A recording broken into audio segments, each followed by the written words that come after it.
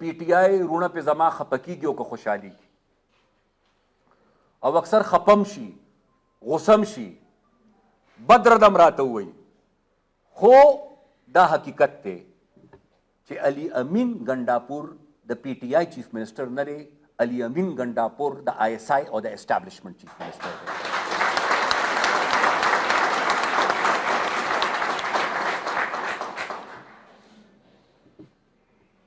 او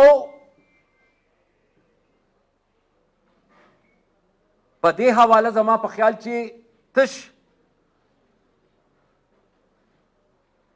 مونږ نه په هغه پارټۍ کې دننه هم ډېر خلک په دې خبره پوه دي واقف دي او خبر دي او څنګه چې وختي د دې نه مخکې میا صاحب خبره وکړه اوس دا هم واره په غور خبره علي امین که څوک ګناهګار ګڼي نو بیا د علي امین سره تش حساب کتاب نه کوي بیا د پکار دی چې د هغه خپل مشر سره حساب کتاب وکړي او لږ تپوس ترې وکړي ځکه چې کله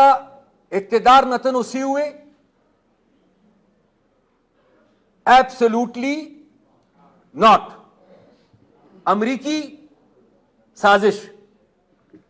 او چې کله ټرمپ په امریکا کې الیکشن وګټه نو بیا څه وی